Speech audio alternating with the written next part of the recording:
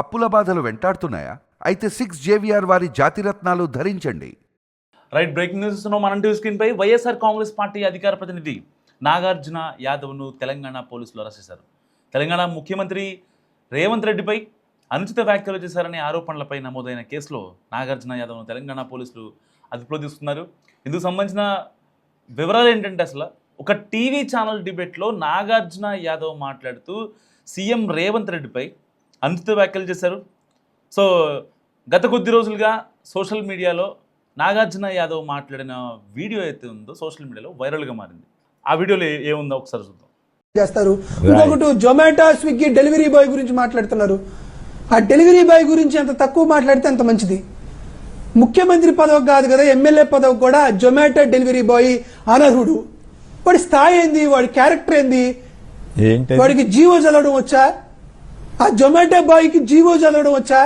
GO MS miscellaneous అంటే ఏందో తెలుసా? ఆ జొమాటో బాయ్కి జీవో రొటీన్ అనేది తెలుసా? భారతదేశంలో ఉన్నటువంటి అత్యంత దారుణమైనటువంటి సంఘటనలో ఆ జొమాటో బాయ్ అనేవాడు ముఖ్యమంత్రి అయ్యాడు, కానీ లేకపోతే ఆ డెలివరీ బాయ్ ముఖ్యమంత్రి అవ్వలేదు. ఆ డెలివరీ బాయ్ వచ్చి ఎత్తుకెళ్లిపోయేటువంటి డెలివరీ బాయ్ వచ్చి రేవంత్ గురించి ఎవడో డెలివరీ బాయ్ ఉభయ తెలుగు రాష్ట్రాల్లో తెలుసండి. డెలివరీ బాయ్ వచ్చి రాష్ట్రం గురించి వ్యక్తిగతంగా మాట్లాడొద్దు, విధానపరంగా ఆయన కుటుంబం గురించి మాట్లాడానా? ఆయన గురించి డెలివరీ మరి ఆయన విధానపరంగా మాట్లాడే అవసరం ఏముంది? కాంగ్రెస్ పార్టీ గెలిచిందా? అది చెప్పండి, ఆ పాయింట్ చెప్పండి తప్ప వ్యక్తిగతంగా డెలివరీ బాయ్ అట్లా గౌరవంగానే మాట్లాడాలి. జొమాటో డెలివరీ బాయ్ కంటే సార్ తప్పు డెలివరీ బాయ్ ని సార్ నా తప్పుని నేను వినవించుకుంటున్నా. నిజంగా నేను జొమాటో, స్విగ్గీ డెలివరీ బాయ్ ని ఏమన్నా రేవంత్ రెడ్డితో కంపేర్ చేసి డెలివరీ బాయ్ స్థాయిని తగ్గించి ఉంటే నిజంగా జొమాటో డెలివరీ చూశారు కదా, సీఎం రేవంత్ రెడ్డికి ప్రభుత్వ జీవోలను సరిగ్గా చదవలేరని అండ్ ఒక డెలివరీ బాయ్గా అతన్ని పోల్చున్న సిచ్యువేషన్, అతను ఒక ఎమ్మెల్యేగా కూడా పనికిరారంటూ డెలివరీ బాయ్తో పోల్చినందుకు డెలివరీ బాయ్స్కి క్షమాపణలు చెప్తున్నానంట. అంటే ఆ స్థాయికి కూడా సీఎం రేవంత్ రెడ్డి పనికి రాడు అంటూ ఆయన చేసిన వ్యాఖ్యలు ఇప్పుడు సోషల్ మీడియాలో రచ్చరచ్చగా మారాయి. సో దీనికి సంబంధించి హైదరాబాద్లోని బేగం బజార్ పిఎస్లో కేసు నమోదైంది, అనుచిత వ్యాఖ్యలు చేశారంటూ. దీంతో తెలంగాణ పోలీసులు గుంటూరు చేరుకుని నల్లపాడు పోలీసులు సమాచారం ఇచ్చారు. ఆ తర్వాత ఇన్నర్ రింగ్ రోడ్లోని నాగార్జున యాదవ్ ఇంటికి వెళ్ళి ఆయన్ను అరెస్ట్ చేశారు. అయితే ఆ సమయంలో నాగార్జున యాదవ్ కుటుంబ సభ్యులు పోలీసులతో వాగ్వాదానికి దిగారు. అండ్ ఆ సమయంలో పోలీసులకు నాగార్జున యాదవ్ కుటుంబ సభ్యుల మధ్య వాగ్వాదం జరిగింది. ఆ తర్వాత నాగార్జున యాదవ్ను హైదరాబాద్ తరలించారు. తొలుత పురాణా హవేలీలోని టాస్క్ ఫోర్స్ పోలీస్ స్టేషన్ తీసుకెళ్లారు. అక్కడ 2 గంటల ఉంచిన అనంతరం బేగం బజార్ పిఎస్ తరలించారు. సో ఇదిలా ఉంటే నాగార్జున యాదవ్కు ఎలాంటి సమాచారం లేకుండా, నోటీసులు సైతం ఇవ్వకుండా సివిల్ డ్రెస్లో ఉన్న వ్యక్తులు అదుపులో తీసుకున్నారని అతడి కుటుంబ సభ్యులు ఆరోపిస్తున్న పరిస్థితి. సో ఒక్కసారి మనం కనుక ఈ కేసు గురించి మాట్లాడుకుంటే, ఇవాళ రేపు సోషల్ మీడియాలో అంటే ఎవరిని పడితే వాళ్ళని, లేకపోతే వాళ్ళ స్థాయి ఏంటో తెలియకుండా ఎవరినైనా ఒక విమర్శించే హక్కు అందరికీ ఉంటుంది, కానీ అబ్యూస్ చేయడం అనేది చాలా తప్పు, రాంగ్. సో వాళ్ళు ఏ పదవిలో ఉన్నారు, వాళ్ళకి ఉన్న పదవికి కొంచెం మనం గౌరవించి మాట్లాడటం అనేది నిజంగా చాలా మంచి అలవాటు కూడా. సో రీసెంట్గా మనం చూసిన జోసెఫ్ బచ్చలకూరి అలియాస్ ప్రశ్న రావణ్ను పోలీసులు అరెస్ట్ చేశారు ఉపా చట్టం కింద. రాజ్యాంగబద్ధ పదవిలో ఉన్నారని చూడకుండా, లేకపోతే మావోయిస్టు భావజాలం యువతలో ఇదయ్యేలాగా కులాలని మతాలను రెచ్చగొట్టడం, అంటే ఎంత అబ్యూజ్ అంటే పర్సనల్గా వెళ్ళి వాళ్ళ వ్యక్తిత్వాన్ని హననం చేయటం. నార్మల్గా ఒక వ్యక్తి పబ్లిక్ లైఫ్లో ఉన్నారంటే, పబ్లిక్ డొమైన్లో ఉన్నారంటే మనం ఏం చేస్తాం, వాళ్ళ పబ్లిక్ డొమైన్లో వాళ్ళు ఏదైతే మాట్లాడుతున్నారో దానికి సంబంధించి మాత్రం మనం ప్రశ్నించవచ్చు.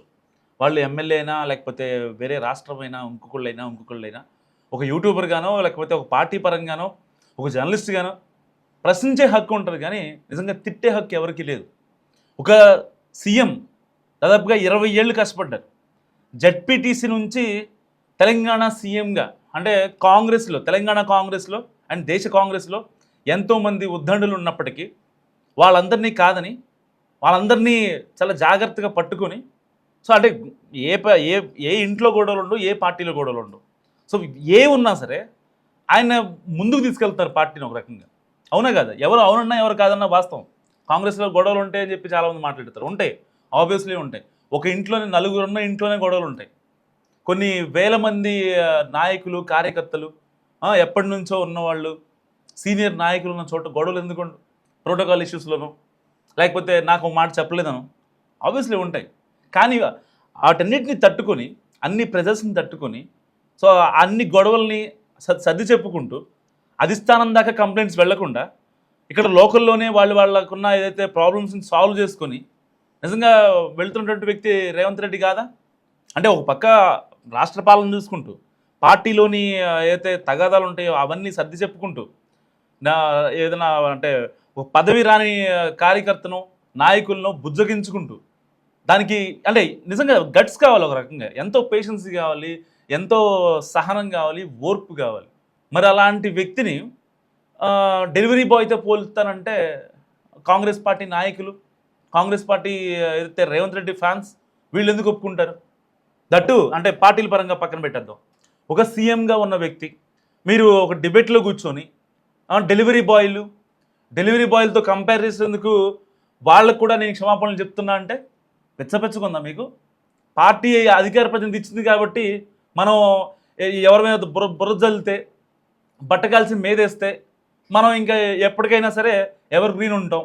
మనం మీడియాలో మనకంటూ ఒక ఫేమ్ ఉంటుంది. ఆహా పలానా నాగార్జున యాదవా, ఓకే. గతంలో గుర్తులేదా ఈయన ఎలాంటి కామెంట్స్ చేశాడు? ఆడవాళ్ళని, పవన్ కళ్యాణ్ ఇంట్లో ఆడవాళ్ళ గురించి మాట్లాడలేదా? చంద్రబాబు నాయుడు గురించి వాళ్ళ ఇంట్లో ఉన్న వాళ్ళ ఆడవాళ్ళ గురించి మాట్లాడలేదా? అంటే టీవీ డిబేట్ అంటే ఏంటి మీకు? నాకు అర్థం కాని ఒక విషయం ఒకటి అడుగుతా. అధికార ప్రతినిధులకి టీవీ డిబేట్ అంటే ఏంటి? అందరూ అధికార ప్రతినిధులు గుర్తుపెట్టుకోవాలి. ప్రతి పార్టీ ఎవరైతే వ్యక్తిత్వ హననం చేస్తున్నారో, వ్యక్తిగతంగా వెళ్తున్నారో అది చాలా రాంగ్. ఏది పడితే అది మాట్లాడతాం. టీవీ ఉంది కదా, పలానా ఛానల్ కోఆర్డినేటర్ పిలిచాడు, నాకు దీంట్లో వచ్చింది అని స్టేటస్లు పెట్టుకోవడం. ఈరోజు ఈవినింగ్ 7 PM నాకు ఈ ఛానల్లో లైవ్ ఉంది, ఆ ఛానల్లో లైవ్ ఉంది, క్యాచ్ మీ అని చెప్పి ఇన్స్టాగ్రామ్లో స్టోరీలు పెట్టుకోవడం.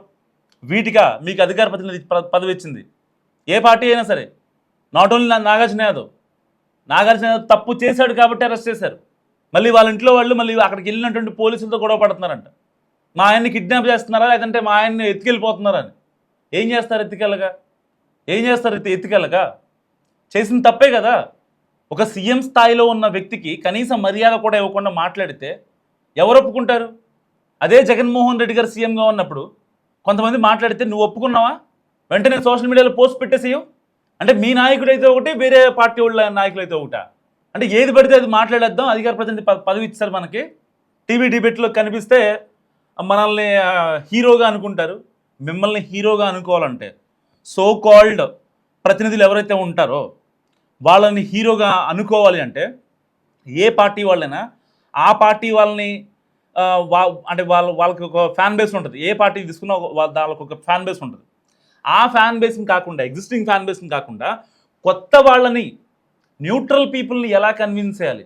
ఒక 30% ఒక పార్టీకి, ఒక 30% ఒక పార్టీకి అనుకుందాం. రెస్ట్ ఆఫ్ 40 ఉంది కదా, 30, 60 పోతే 40% పీపుల్. వాళ్ళ ఆ న్యూట్రల్ పీపుల్ ఎవరైతే ఉన్నారో వాళ్ళని కన్విన్స్ చేసే విధంగా ఉండాలి మీ యొక్క మాటలు. కానీ డెలివరీ బాయ్లు, లేకపోతే పారిశుద్ధ కార్మికులు, పిచ్చిగా కంపారిజన్స్, పోలికలు, లేదంటే అంటే వాళ్ళ పర్సనల్ లైఫ్లోకి వెళ్ళి వాళ్ళు ఎంతమందితో ఉన్నారు, వాళ్ళు అంతమందితో ఉన్నారు అంటే ఎదుటి వాళ్ళని బ్యాట్ చేసేంత దానికి ఉన్నటువంటి శ్రద్ధ. మీరు అసలు ఏ టాపిక్ పైన వచ్చారు, దేని గురించి మాట్లాడుతున్నారు, దానికి ఉన్న కంటెంట్ ఏంటి? కేసీఆర్ గారు అంటారు కదా, కంటెంట్ లేదు, ఆబ్జెక్ట్ లేదు అంటారు కదా. నిజంగా అదే గుర్తొస్తుంది. అసలు మీరు కూర్చున్నటువంటి డిబేట్ ఏంటి? దానికి దీనికి సంబంధం ఏంటి? డెలివరీ బాయ్లు ఎందుకు వచ్చారు మధ్యలో? దేనికి వస్తారు అసలు? వాళ్ళని వెళ్ళి కంపేర్ చేసి అక్కడ ఒక అటెన్షన్ తెచ్చుకోవడం తప్ప ఇంకేముంది? ఇంకేం కనిపిస్తుంది అక్కడ? నిజంగా నాట్ ఓన్లీ నాగార్జున యాదవ్, చాలామంది ఉన్నారు ఇలాంటి వాళ్ళు. అన్ని పార్టీల్లో ఉన్నారు. ఏ పార్టీ అతీతం కాదు. కొన్ని పార్టీల్లో క్రమశిక్షణ ఉంటుంది కాబట్టి వాళ్ళు కొంచెం జాగ్రత్తగా మాట్లాడతారు. కానీ క్రమశిక్షణ లేని పార్టీలు ఏవైతే ఉంటాయో వాళ్ళు రెచ్చిపోతూ ఉంటారు ప్రతిసారి. ఎలా అంటే అలా పిచ్చిగా మాట్లాడతారు. అంటే ఎదుటి వాళ్ళ మీద మనకంటే పెద్దోళ్ళు అనుకోండి, వాళ్ళ మీద ఒక బ్లేమ్ వేసామంటే రేపొద్దున మనం అరెస్ట్ అవుతాం, దీని వెనకాల వీళ్ళే కాన్స్పిరసీ చేసుకుంటారు కావాలంటే తెలుసు వాళ్ళకి. ఆ మాత్రం చిన్నపిల్లలు ఏం కాదు కదా, పాలబుగ్గలారని పసిపిల్లలు అయితే కాదుగా, పెళ్ళయింది, పిల్లలు ఉన్నారు. రేపొద్దున మనం ఏదైనా మాట్లాడాలన్నా ఏదైనా చెయ్యాలన్నా వాళ్ళు మన వెనకాల ఫ్యామిలీ ఉంది కదా, ఆ మాత్రం ఆలోచించరా? మీరు అరెస్ట్ అయినప్పుడు మళ్ళీ ఆ ఫ్యామిలీ, అదే ఫ్యామిలీ ఏదైతే బయటకు వచ్చి, మీరు ఆలోచించని ఫ్యామిలీ ఎవరైతే ఉన్నారో వాళ్ళు బయటకు వచ్చి మా ఆయన్ని ఎత్తుకుపోతున్నారు, నా కొడుకుని ఎత్తుకుపోతున్నారు, మా కూతుర్ని ఎత్తుకుపోతున్నారు. మీరు అంటే పిచ్చి పిచ్చిగా మాట్లాడటం దేనికి? ఇలాంటి రియాక్షన్స్ దేనికి? యాక్షన్ లేకుంటే రియాక్షన్ ఉండేదా? ప్రశ్నిస్తే తప్ప అంటారు. మళ్ళీ చాలామంది ఉన్నారు, ప్రశ్నిస్తే తప్ప అంటారు, మా మీద కేసులు పెడతారా అంటారు. ప్రశ్నించండి, తప్పలేదు, కానీ దానికి ఒక సమయం, సందర్భం, మాట్లాడే విధానం, ఎలాంటి కంటెంట్ అయినా సరే, ఎలాంటి విషయమైనా చెప్పే విధానం చాలా ఇంపార్టెంట్. ఆ చెప్పే విధానాన్ని బట్టే ఆ విషయానికి ఉన్న వాల్యూ ఇంకా పెరుగుద్ది. అంతేగాని అర్థం పర్థం లేని ఆరోపణలు, వాళ్ళు ఇలా, వీళ్ళు ఇలా, వాళ్ళ భార్యలు అలా, వీళ్ళ భార్యలు ఇలా, భార్యలు ఆడవాళ్ళ గురించి మాట్లాడడానికి వచ్చావా, లేకపోతే దేనికి వస్తున్నారు మీరు? అసలు టీవీ డిబేట్లకి చాలామంది మాట్లాడుతూ ఉంటారు, సోషల్ మీడియాలో ట్రోల్ అవుతూ ఉంటాయి, చాలా వరకు ట్రోల్ అవుతూ ఉంటాయి. ఒక టాపిక్ ఉందనుకోండి, ఫర్ ఎగ్జాంపుల్ రీసెంట్గా ఒకటి చూశాను నేను ఒక ఛానల్ ఇంటర్వ్యూలో. ఉపా చట్టం ఏంటని ఒక పార్టీ నాయకుడిని, వైసీపీ అధికార ప్రతినిధి సంథింగ్ ఎవరో ఉన్నారు, వైసీపీ నాయకులు, ఆయన అడిగారు అనమాట. ఒకళ్ళు అడిగితే కనీసం ఉపా చట్టం అంటే కూడా తెలియనట్టు సిచ్యువేషన్. వీళ్ళని ఎవరైతే అంటే ఎంకరేజ్ చేస్తున్నారో, నిజంగా అసలు దాని దరిద్రం కోట్లేదు.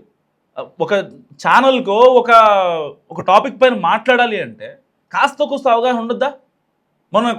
మొన్న కొడాలని ఉప్మా చట్టం అంటాడు ఆయన. అసలు ఉప్మా ఇప్పుడు నుంచి కాదు, ఉపా చట్టం అనేది దాదాపుగా 1960 నుంచి ఉంది.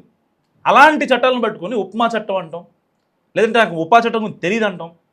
అసలు ఇలాంటి వాళ్ళని ఎంకరేజ్ చేయొద్దు. ముందు ఫస్ట్ థింగ్, మన వ్యూస్ కోసమో లేదంటే ఇంకో దానికోసమో ఇలాంటి వాళ్ళని అనవసరంగా హీరో చేయడం తప్ప ఇంకోట్లేదు. నిజంగా వాళ్ళకి నిజంగా కంటెంట్ ఉంటే ఆ కంటెంట్ మీద మాట్లాడతారు. ఎక్కడ డిబేట్ ఎవరు మనం చూస్తుంటాం కదా డిబేట్లలో, రైట్ యాంకర్ చెప్తా ఉంటాడు, జర్నలిస్ట్ అటు కూర్చుని జర్నలిస్ట్ రైట్ ఒక్క నిమిషం ఆగండి అని చెప్పి ఎంత వారించినా వాళ్ళు వినరు, వ్యక్తిగత దోషాలకు వెళ్ళిపోతూ ఉంటారు. అంటే కోపం దేని మీద అసలు మీకు? వ్యవస్థ మీద, నాయకుల మీద, పార్టీల మీద, ప్రజల మీద, లేకపోతే అంటే సభ్య సమాజానికి ఏం మెసేజ్ ఇవ్వాలని వస్తున్నారు మీరు? ఒక వీడియో చేశారు అంటే దానికి సంబంధించి కనీసం ఏదో ఒక లూప్ హోల్ ఉండాలి. ఏదైనా ఒక వీడియో చేశారంటే దానికి సంబంధించి ఏదైనా బయటికి సమాజానికి చెప్పేలా ఉండాలి తప్ప వాళ్ళ మీద బురద చల్లుతాం, వీళ్ళ మీద మట్టేస్తామంటే బట్ట కాల్చి మేదేయడానికి మీరు టీవీ డిబేట్లోకి వచ్చేది దేనికోసం? ఎంత? ఎవరిని ఇచ్చడానికి, ఎవరిని ప్రసన్నం చేసుకోవడానికి? సో మీరేమనుకుంటున్నారు? మస్ట్ కామెంట్ చేయండి. చూస్తూనే ఉండి మన టీవీ.